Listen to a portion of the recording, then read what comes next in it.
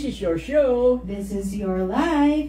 AGT, Anything Goes Topic, Season 6. Season 7, Tata Bert. 7, sorry. Okay lang po yan. Episode 6. And today is January 21st, 2025. And it's a Bible Tuesday night. Okay lang ito. Good evening po, Tata Bert. Good evening, Anje. Sanay na naman sila yung medyo nagkakamali ako. Okay. Joke lang, Tata Bert. Hindi puro seryoso. Yes. Masaya-saya. Good evening din po sa inyo. Ayan. What's up, Anje? Ay, okay naman, Tata Bert. Ewan ko, Tata Bert, napansin kong compared yung January po last year, or baka ako lang, mabagal yung January last year. Ito parang ang bilis. Kasi 20, di ba? Ang bilis bumagsak. 21st na po tayo. Ewan ko, talagang bilis. Sa totoo lang din. Nagano'n ako, parang dumaan lang ang Pasko at New Year ng gano'n na lang. No? Grabe, bilis. Naku, ayun lang naman na-share. Ikaw naman, Tata Bert, kamusta po? Well, okay naman ako so far. No? Hopefully, okay na okay ang buong taon ko. Hopefully. Check ka po. Check ang May. Mga pinanganak po ng May this year. Check po lahat ang Ayan, swerte. Ayan po. So kung mapapansin niyo po, wala pa po si Senior, no? Ayan. Basta, darating din siya, huwag kayo mag-alala. yes. With your, yung assistance ng mga prayers po ninyo, wow. Malaking bagay po yun. Promise. Kaya. Well, yung bagong presidente ng US is nag-sworn in na. Congrats. Si Trump, 47th president ng US. Dami na pala nilang president. Dami. Panahon pa ni, kailan ba yung si George Washington ang unang presidente ata nila? Congrats po, and may God bless America. Yeah. Because if you're blessed and we have partnerships with them. Yung may mga problema sa kanilang citizenship, yan ang medyo pinakabahan ngayon eh. Mukhang sasalain sila ni Trump ngayon. Paano po kaya yun? Sana maging maayos naman yung pag-filter sa kanila. Naramdaman ba yung lindol? Hindi nga, Tata Bert, pero madami nagsabi. Sinabi lang nila, si Mac nag-ano sa atin eh. Nagsabi na may lindol nga raw. And then, after yung lindol na yun sa Mindoro, may kasunod na lindol naman from Taiwan, sabi ni Mac. May pinakita siya na Ako. Sana naman hanggang doon lang yun. Huwag naman yung sunod-sunod. Hinay-hinay lang. Normal naman po yung lindol, pero huwag po yung talagang may ma-aksidente o may mapipinsala po sa ang problema talagang nilindol lang gusto ang mga car owners ngayon. Including you for sure. Yes, Tata. Biro mo ang diesel ang itinaas, 2 pesos and 70 centavos. Uy! 1 week yung bubunuin yan. Ang kerosene, 2 pesos and 50 centavos at ang gasoline, 1 peso and 65 centavos. Yung diesel ang 270. Laki, no? Malaki po. Baka iniisip ng iba, maliit lang. Naku, kung every week po at every 2 peso. Diba, January pa lang. So, ang nangyayari, tataas ng napakataas na ganyan, napakalaki ng ganyan, then bababa ng ilang sentavo lang. Parang di mo maramdam. Ayun. Ayan po. So pag ganun, Tata Bert, affected po lahat, no? Oo naman. Kasama yung ng bilihin talaga. Kumbaga, dati yung gulay, mura-mura ngayon. Parang yung 500 mo, ilang gulay pa lang yun. Ang napupula ko, Anje, no? Opo. Sa probinsya, sa mga provinces, including Isabela, and recently, I think, Bicol, parang hindi naman mahal ang gulay sa kanila. Talaga po? Yes, parang dito lang sa Metro Manila. I'm not sure of that, no? Pero so far, sa mga feedbacks and news na natatanggap ko, yung mga sinasabi rin sa akin, parang gano'n tuwan-tuwa sila na mas mura nga ang vegetable sa kanila. Naku. Sana naman ako pa naman napakahilig ko sa vegetable. Yes. So, pati si Senyor, ang hilig ka vegetables niya. Ay, naku, talaga. Ang top of his food chain, si Senyor. Gulay talaga yan. Naku. Ang palaya, talbos. Siguro recently kasi, bago siya nawala, hinaian siya na sunod-sunod na vegetable, baka yun ang tinakbuhan niya, hindi kaya? Pwede. Sorry senyor, joke lang. Ayaw na. Kaya pala pag kumakain tayo dyan, no? Senyor talaga, parang very active si senyor lagi naman siya nag-aalok, pero pagdating sa gulay, iba yung alok niya eh. Tulak yung alok niya eh. Hindi wala, kain kayo. Tulak talaga Gusto niyo ko, yan, masarap yan. Di ba? Itutulak niya eh. Ubusin na agad. Ay, nako. We miss you na, senyor. We miss you na. We're excited sa iyong pagbabalik. Ano na kaya itsura mo sa inyo? Baka macho ka na.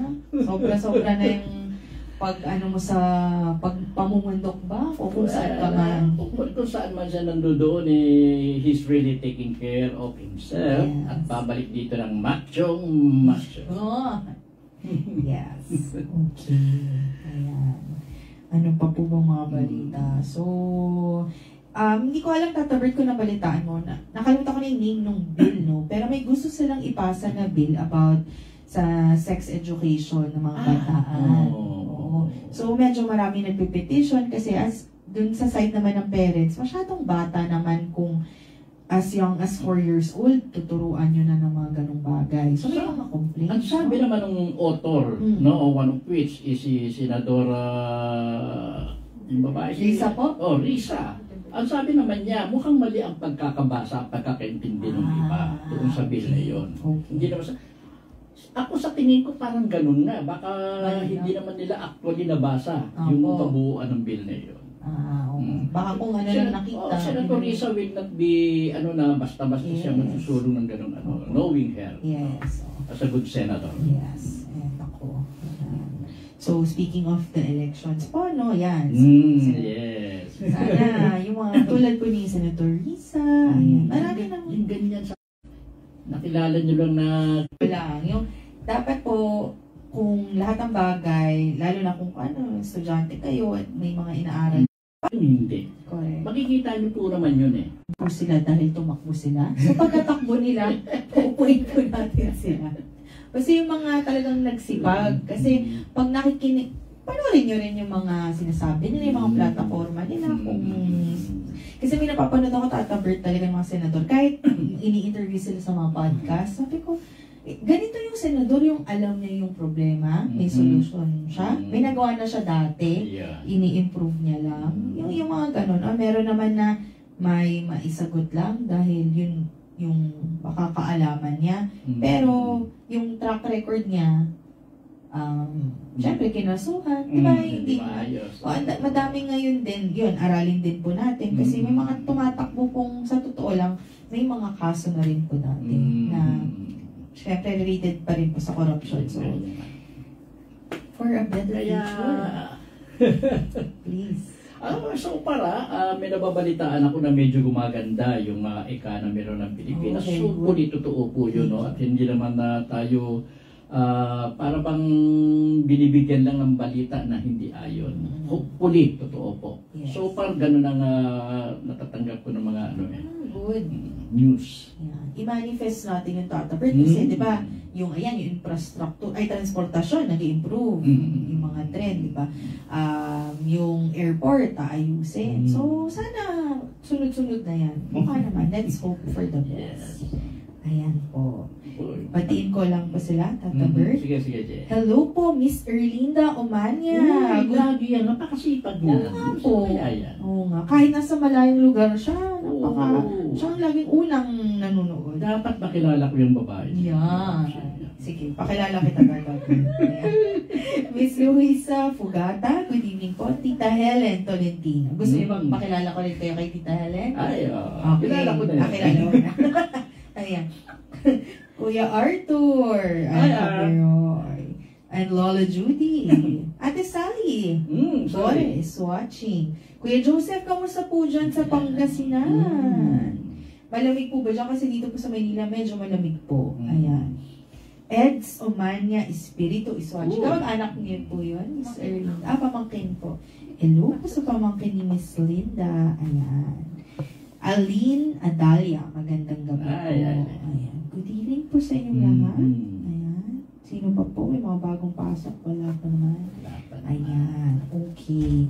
So, ito pong araw na to ay masasabi natin, matatapos na natin ang libro ng Salmo o Awit. Awit, oo. Akalain mo natin. Tagal din, ilang buwan din natin Ilang buwan. binuno yan. At yan ang isang matatawag natin na accomplishment natin na sabi natin, Senyor, may tinapos kami ha. Oo nga. Ito, pagbabalik niya ha. Correct. Sana maging proud ka namin, Senyor, na natapos namin to. May ubo-ubo, konti, yan. samit-samit, sipon, ganyan. Oo, nung nakaraan nga, no? Naawa nga ako sa ipapang. Buti okay na po, thank you.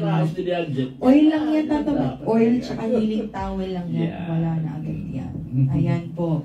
Sige po, Tata Bert. May gusto ka pa po bang pag-usapan? Yun nga, no? Actually, itong awit, no? Nitong bandang huli, iisang tono na yung ginagawa namin ni Anje. Mamaya po, sasabihin ko sa inyo na yung tono na, sasabihin ko sa inyo kung saan nag-o-originate yung tono na yan, yung ano. Actually, ngayon, sabihin ko na, no, actually galing po yan sa isang composition ko na noong matagal na, 1980s ko pa ginawa. Ano to, kung paano magagamit, hindi ko alam. Pero siguro nga, dahil para dito sa awit yan. At yan ang ginagamit namin pareho ni Anje, at mukhang matatapos na ngayon. Pero mamaya, kakantahin ko po sa inyo yung sarili kong composition na yan. Mamaya.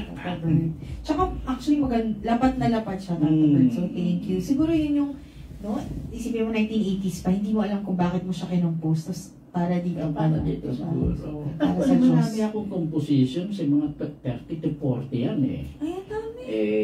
Tinitignan ko nga kung paano eh. Nawawala lang yung dati hindi naman ako marunong tumugtog ng musika, pero kinapa ko lang yung background, ano yan eh. Sa yung laruan ng anak ko noon, na... Parang xylophone? Ay, hindi. Oh, parang ano yun eh, ano tawag doon? Piano? Maliit na parang organ na maliit na, kapalang wido-wido lang na, hinahanap ko ngayon, yung tape na yun, hindi ko na makita. Pwede siguro ipa-burn para... Opo. Yeah. Very good. Ano ka talaga, musically inclined ka talaga, Tata Bert. Yan po.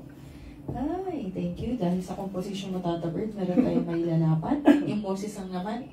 Yung boses ko lang naman, hindi ko talaga mailapat dyan. Kaya, yan. Thank you, Lord. At pinayagan mo akong pagpatuloy ang aking pagkanta.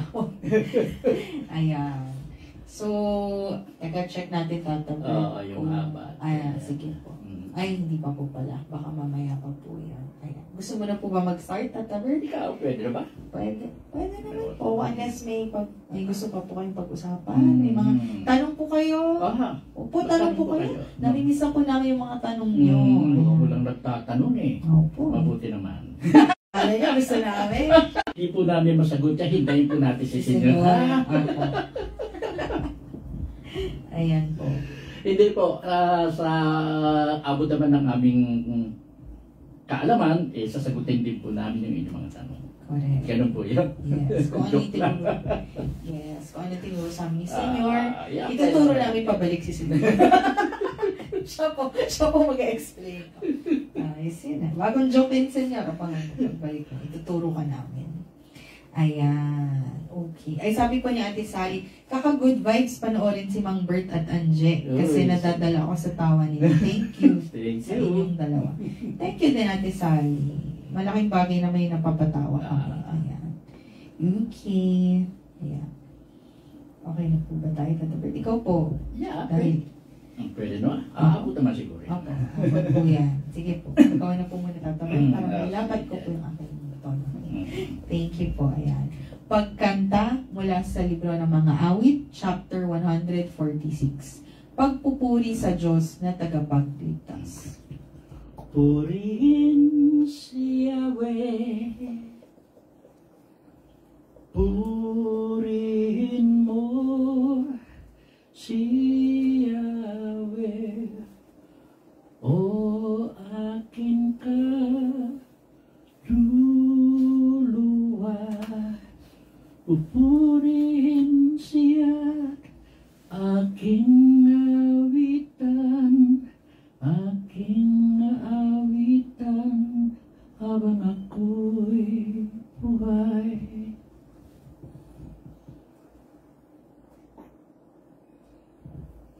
Sa mga pangulo'y huwag kang manghahawa, kahit sa kaninong di makapagligtas.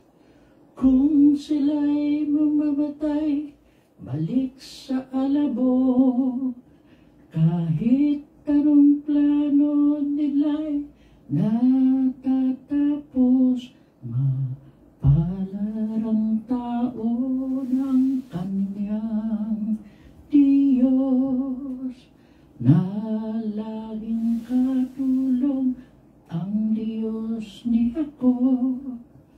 Sa Diyos na si Yahweh umaasang lubos, sa Diyos na lumikha niyong kalamitan ng lupa at dagat at lahat ng bagay. Ang kanyang pangako ay maaasahan, panig sa naapi kung siya'y humatol. May pagkain handa sa nangagugutom, pinalaya niya ang nabihag. Isinasauli paningin ng bulag, lahat ng inapi ay itinataas. Ang mga hinirang niya'y nililinaw, isinasanggalang ang mga dayuhang sa lupain nila'y doon tumatahak.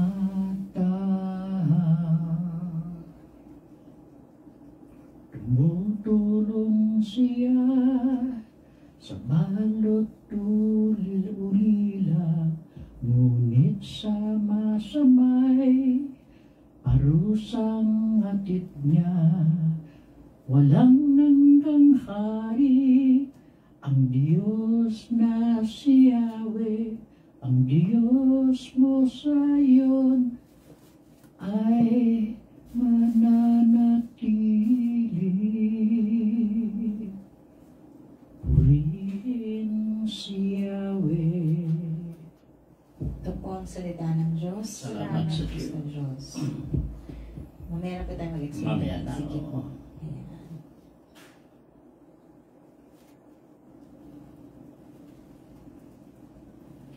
Chapter 147, Pagpupuri sa Diyos na makapangyarihan. Purihin si Yahweh, o kay sarap umawit at magpuri sa ating Diyos. Ang magpuri sa Kanya'y tunay na nakalulugod. Ang lungsod ng Jerusalem muli niyang ibabalik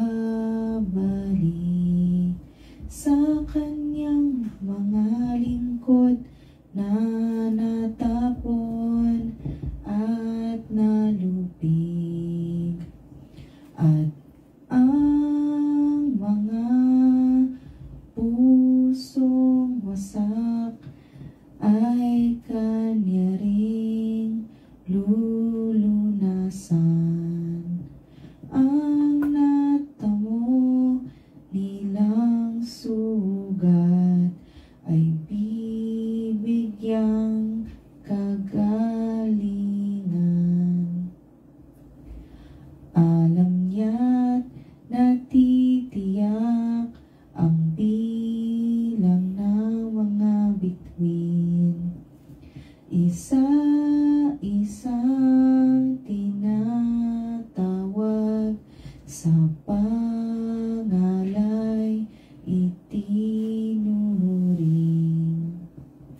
Si Yahweh na ating Diyos ay dakila at malakas.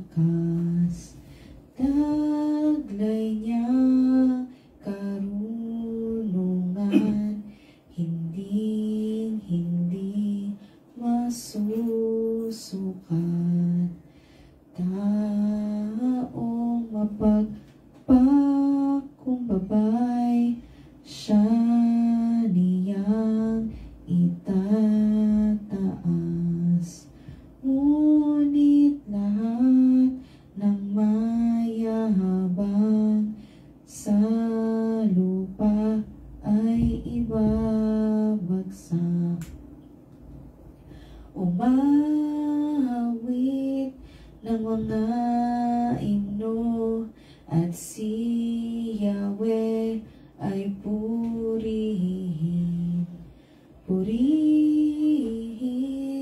ang ating Diyos at ang alpa ay tugtugin. Ang ulap sa kalangitan ay siya ang naglalatag. Itong lupa'y dinidilig ng saganang tubig ulan. Sa bundok at gubat na may mga damoy binumuhay. Pagkain ng mga hayop, siya rin ang nagbibigay. Pinapakain nga niya nagugutom na inakay. Hindi siya nalulugod sa gawaing malalakas. Kahit mga piling kawal, hindi siya nagagala. Ngunit sa may pagkatakot, kasiyahan niya ay labis. Sa kanilang may tiwala, sa matatag niyang pag-ibig. Purihin si Yahweh, mga taga-Jerusalem. Purihin mo ang iyong Diyos, kayong mga taga-Sayon, pagkat mga pintuan mo ay siyang nag-iingat. Ang anak mo't mga lingkod, pinagpala niyang lahat. Ginagawang mapayapa ang iyong hangganan. Sa kaloob niyang trigo, bibigyan kang kasiyahan. Kapag siya'y nag-uutos, agad itong natutupad. Dumarating sa daigdig na hindi na nagluluwat. Singkapal ng damit pupa, mga yelong pumapatak, para itong alikabok na sa lupa'y nalalaglag. Mga yelong buo-buo, silaki ng munting bato, lumalagpak na ang lamig, di matiis kahit sino. Ang yelo ay natutunaw sa isa lang niyang utos,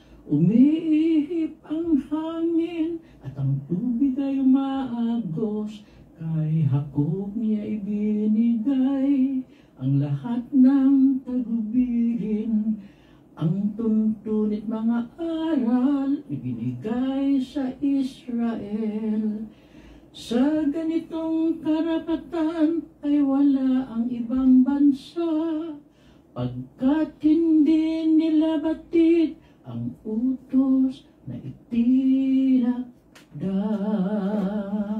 Purihin si Yahweh. Ito po ang Salita ng Diyos. Salamat sa Diyos. Salamat, Tata Bert, at nawala ako sa tono at inayos ako. Ako rin nung una. Sabi ko, wala, ano yung ano, Tata. Thank you po, Tata. Pero baka iba pa rin pagkata ko. Chapter 148, Paanyaya sa lahat upang purihin ang Diyos. Purihin si Yahweh, purihin ang Diyos nitong kalangitan. Diyos ay taas, siya'y papurihan. Ang lahat ng anghel magpurit, magdiwang, kasama ang hukboroong karamihan. Ang araw at ang buwan, siya ay purihin. Purihin din siya ng mga bituin.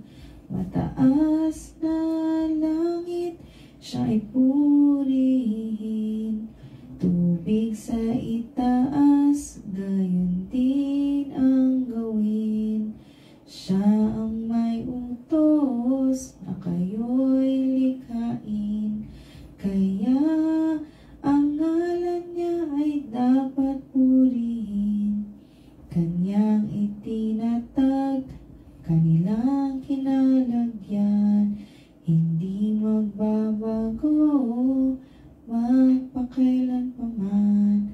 Purihin niyo si Yahweh, buong sanlibutan, maging dambuhala nitong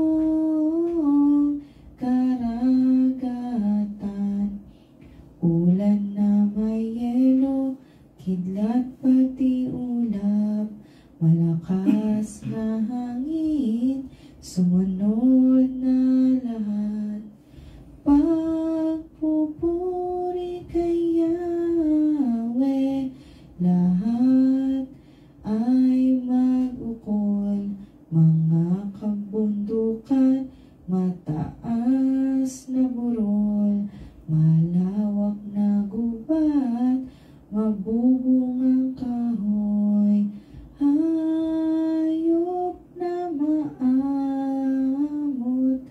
mailap na naroon, maging hayop na gumagapang at mga ibon. Pupurihin siya ng lahat ng tao, hari at prinsipe, lahat ng pangulo, babae at lalaki, mga kabataan, matatandang tao at kalit-litan. Sa ngalan ni Yahweh, magpuri ang lahat. Ang kanyang pangalay pinakamataas. Sa langit at lupa'y maluwalhating ganap. Siyang nagpalakas sa sariling bansa, kaya pinupuri ng piniling madla. Ang bayang Israel, mahal niyang lubha. Purihin si Yahweh. Ito po ang salita ng Diyos. Salamat sa Diyos. Ako po, naway Tata Bert, napagsama ko pa yung dalawa. Chapter 149, Awit ng Pagpupuri. Purihin si Yahweh. O si Yahweh ay purihin, awitan ng bagong awit. Purihin sa pagtitipon nitong mga tapat sa Kanya. Maggalak ka, O Israel, dahilan sa manlilip ka. Dahilan sa iyong hari, ikaw sa iyon ay matwa. Purihin sa pagsasayaw, purihin ang kanyang ngalan. Alpat tambol ay tugtugin, at siya ay papurihan. Si Yahweh ay nagagalak sa kanyang mga hirang. Sa mga mapagpakumbabay, tagumpay ang ibibigay. Sa tagumpay na natamo, manggalak ang mga hirang. Sa kanilang pagdiriwang ay magsaya't mag-awitan. Papuri sa ating Diyos, ipahayag ng malakas. Hawak-hawak ang espadang dobleng talim at matalas, upang bawat mga bansang nagmalabis ay gantihan, at bigyan ang mamamayan ng parusang kailangan. Mga harit mahalika ay kanilang bibihagin. Sa tanikalang bakal, silang lahat ay gagapusin, upang sila ay hatulan sang-ayon sa tinakda. Ito ang siyang karangalan ng kanyang pinagpala. Purihin si Yahweh. Ito po ang salita ng Diyos. Salamat sa Diyos. At nandito na po tayo sa huling chapter po ng Salmo or Awit. Chapter 150. Purihin si Yahweh. Purihin si Yahweh. Sa banal na templo, ang Diyos ay awitan. Purihin sa langit ang lakas na taglay. Siya ay purihin sa kanyang ginawa. Siya ay purihin sapagkat dakila. Purihin sa tugtog ng mga trumpeta. Awitan sa saliw ng alpa at lira. Sa tugtog ng tambol magsayaw. Purihin mga alpa at flauta. Lahat ay tugtugin, ang Diyos ay purihin. Sa tugtog ng pompyang, sa lakas ng tugtog, siya ay papurihan. Purihin si Yahweh, lahat ng nilalang. Purihin si Yahweh. Purihin si Yahweh. Yan ang salita ng Diyos. Salamat sa Diyos. Natapos na po natin yung awit. At dito sa huling 1, 2, 3, 4, 5 sa huling 5 Opo. na chapter ng awit, puro pagpupuri po kay Yahweh yan, no? At yun ang maganda talaga, dapat nating papurihan si Yahweh. Nung unang panahon yan, panahon nila David, ang pagpupuro na ginagawa nila, yan, inaawit nila at iba pang pamamaraan ng ang pagpupuri na ginagawa nila na talaga namang itinalulugod ng Diyos noon. It just so happen na sa panahon ngayon, iba na po ang pagpupuri na ginagawa natin sa Diyos. Ano po ba binago po ni Christian? Paano natin pupurihin? Actually, yan din ang tinanong sa kanya ng kanyang mga disipulo. Nung malapit ng hulihin, 2 araw, uhulihin na si Kristo para ikulong, pahirapan, and finally para ipako sa cross. Tinanong siya noong kanyang disipulo Dahil pati mga disipulo niya nababagabag sa kanya, Panginoon, paano ba namin kayo pupurihin? Ang naging sagot ni Kristo sa kanila, kung ano ang ginawa mo sa aking abang kapatid, yun ay ginawa mo sa akin. Ganon ang pagpupuri na gagawin mo kay Kristo o sa Diyos. Dahil sa ganong pamamaraan, maipapakita mo ang tunay na pagmamahal sa Kanya. Yun. Oo.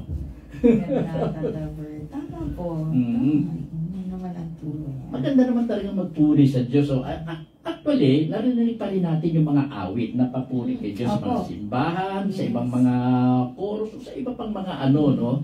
Pero better pa rin yung sinabi ni Kristo na mas bibigyan mo ng pagpapahalaga ang Diyos kung tutulungan mo at mamahalin mo ang higit na yung mga abang kapatid. Ito mismo. Ganon. Yes, thank you, Tata Bert. Ganda po nun. Oo nga, yun lang naman po yung kumbaga, pag tinatanong siya o sa utos man niya, yun po yung sinasabi niya sa atin. Yes. Hindi po kailangan ng Diyos o ni Kristo nung aalayan mo siya ng kung ano-ano. Dahil Diyos nga siya, hindi na kailangan yung alay Ang mas kailangan niya, yung maging matulungin ka sa iyong kapwa.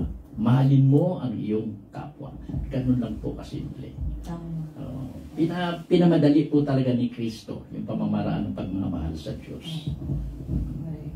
So kahit ano po ikot ng Biblia, kahit anong libro man po yung basahin natin, lahat po yan sa pag-ibig po talaga sa kapwa. Oo naman. So, po yan. Yun po.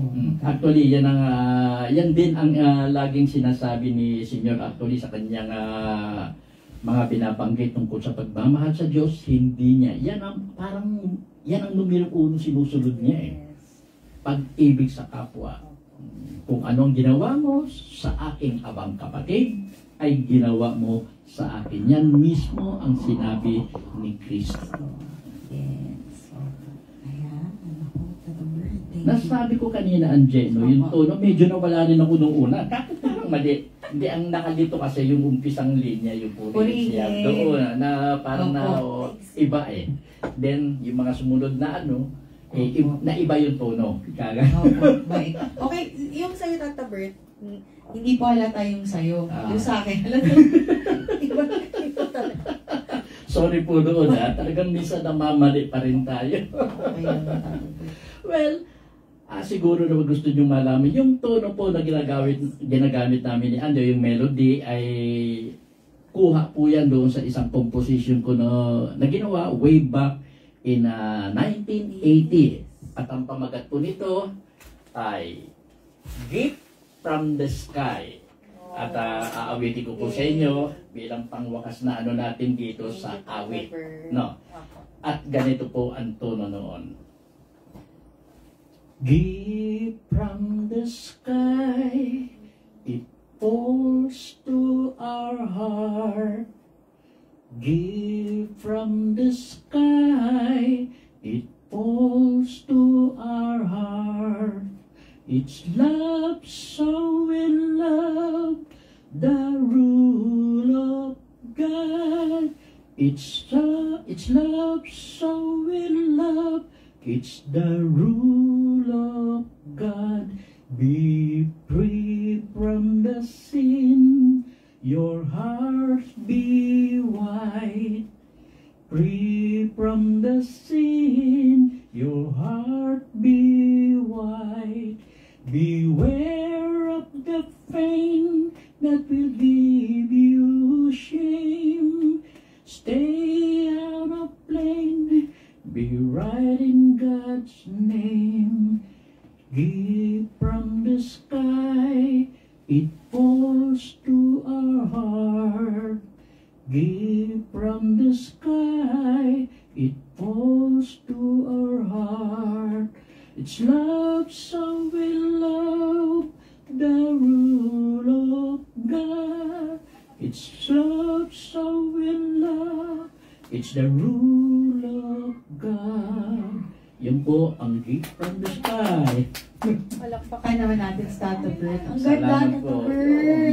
Tsaka inabutan lang kasi akala natin siguro, nung hindi pa kayo nakanta ni Tato Bert, parang typical composition mo. Pero it's about God. It's about God. It's about gift from the sky, gift from Him. So, parang tapos nagamit mo sa Bible. Di ba? Actually, ang compositions ko more than 30 to 40 yan. Ando doon lang, nakatago. At minsan, hinuhugot ko, kinakanta ko paminsan-minsan. O, ganyan, nangyari.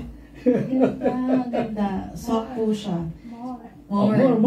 Sige, pwede pa isang Let's kanta. start the verse. Gusto po ninyo, no? Ito naman ay tungkol sa pag-ibig na hindi natuloy na pag-ibig. Oh. Sige, pagbibigyan ko po kayo, no? Palakpakan muna natin ulit si Tato Bert. Let's go.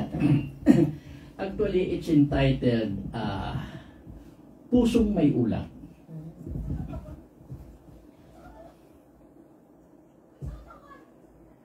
Kay dilim ng paligid, maitim na ang langit, waring ibig umiyak, tulad ng aking puso, kulang sa ligaya, gusto na rin umiyak. Ito bang pagsuyo na iyong pangako, luhang pumapatak? Kailan liligaya ang pusong may ulap? Kailan?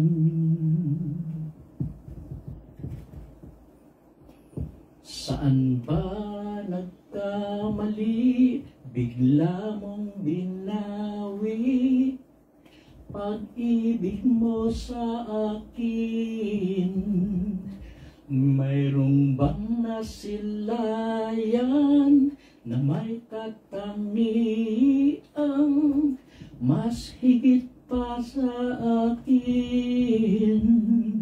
Hanggang doon na lang ba ang aking pag-ibig? Pinagtataguan. Kailan liliwanag ang pusong may ulap? Kailan? Wari ko ba'y babagsak na sa akin? Ang bigat at hirap ng mundo, marami ng pasakit ang dinanas, ilang ulit minithi ang wakas.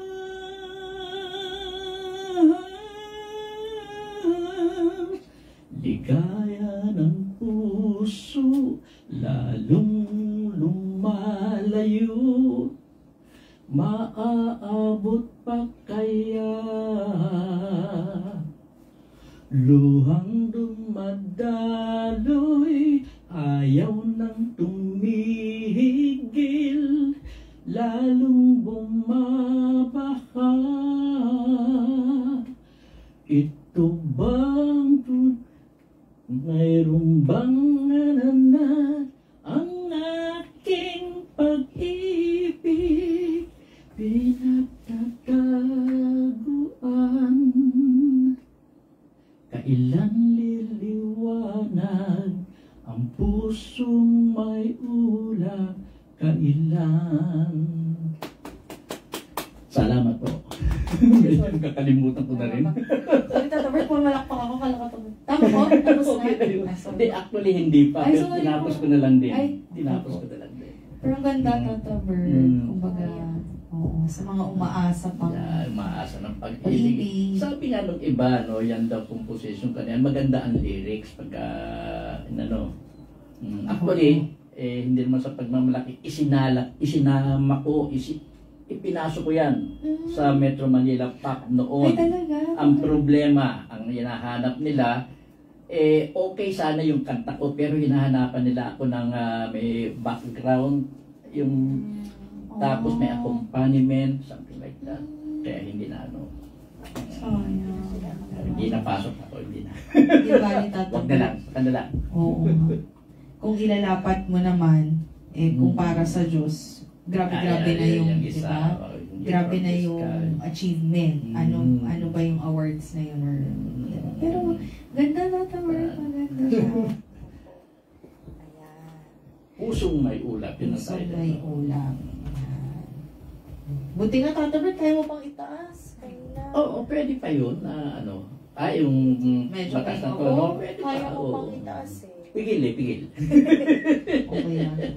Maganda po. Napakaganda. Ano pong masasabi nyo Sa sa composition ni Tata Bert. Ayan. Comment po kayo. Sa composition, napunta tuloy sa composition. Opo. Pero, Ayan po. Hello po kay Tita Nitz, Ate Nara, Hi. Soliven Manalo, Evelyn, Soliven Manalo, Batangas pa yan. wow. Okay po. Evelyn Ikban, Ermani Rabaha. Baha, Ate Si Nani. Connie, Ay, si Kuya Nani Oh, pala si Nani yun. Rabaha yan. Yan, Nani. And Ate Irene. Ayan. Okay lang po. Sige po, Tata Bert. Wala. Ayun po. So sa mga kakapasok lang po, kaka-join lang po ng ating live, kakatapos na po namin ng libro ng mga awit. Ayan. 150 chapters. Nung chinek ko Tata Bert nakaraan, July tayo nag-start eh. Last year? Opo. Opo, July. July na last year pa Opo. yung awit. Opo, yung Tapos awit. natapos natin, 6 talaga, no? months.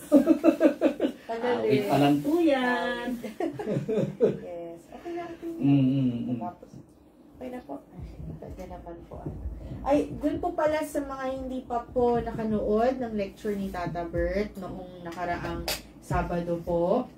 Pwede nyo pa po panoorin yung replay. Ulitin mo rin bukas po ng bukas Tata yun, Bert. bukas. Yung Santiago. Maganda po yung lecture ni Tata Bert. Ayan. So, Yun nga, kahit wala si Senior, si Tata Bert naman po, nagagawa naman niya po yung kanyang pag-lecture. Ganun. Napagtsatsagaan ka. Hindi, Tata Bert. Maayos po mag-explain si Tata Bert. Po.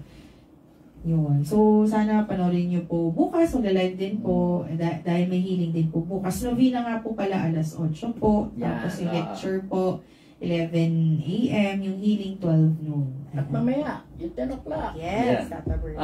Sa vigil prayer po natin, mamaya 10 o'clock. At hanggat maaari po sana sa mga prayers na ginagawa natin, mamaya rin po sa prayer, isama po natin sa mga hinihiling natin na sana makasama na natin. Agad, si Senyor. Makasama po natin. Miss na po natin kasi talaga siya. Ganun po yun. May sasabihin pa ba? Wala na po ako. Pero maaga po tayo natapos ngayon. So, Okay lang naman. Okay lang naman. Sa Friday po, abangan nyo na lang po yung gagawin namin ni Tata Bert. Kung ano po. Opo. Ano kaya gagawin natin sa Friday? Mahal nga, dito na si Senior na Sana Friday. po na pagtsatsagaan nyo kami ni Angelo po. Ito may kulang, no? Kayo nang pumuno. Yes. Kasama naman natin ng Diyos. So, Yes.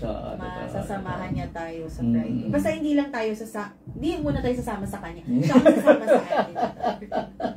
Ayun po. Ikaw, Tata Bert, wala ka na pong ano. Sa akin, no? Sa totoo lang, natutuwa na rin po ako dito sa Bible reading natin ito, no? Hindi po kasi ako mahilig dati sa ganito, pero the way it looks, no, nagugustuhan ko na po. Dahil ika nga may mga napupulot tayong aral, may mga napupulot tayong kaalaman na magagamit natin, may a-apply sa ating buhay. doon ko po na-appreciate ng gusto na itong Bible reading nito. Actually, nung mga previous Bible readings noong past years, no? Opo. Okay lang naman sa akin noon, pero hindi ko na-appreciate katulad ngayon, no? Napakaganda, lalo na kung kasama natin si Senyor, yung mga paliwanag niya, yung mga malalalim na bagay na dapat nating malaman. Wow! Talagang minsan natatauan ako, ganun pala ibig sabihin nun. Ganun kami ni Anjay, ganun. Galing, diba? Ang galing. Yun nga, isama natin sa panalangin natin para nandito na si Senyor at makapagpaliwanag siya ng mas malalim pa dito sa ating Bible reading na ito. Well, I think we have to say goodbye muna pansamantala. At sa Friday, malalaman po natin kung ano yung ihahanda namin ni Anjay para po sa inyo. May gamutan bukas at doon sa mga sinabi pa natin na mga dapat gawain, just hintayin nyo lang po kami. Thank you po, Tata Bert. Thank you po sa lahat na nanonood. Abangan niyo po sa Friday. God bless po sa ating lahat. Lagi po magdasal. Thank you po. Ingat po. Ba't na wala finish?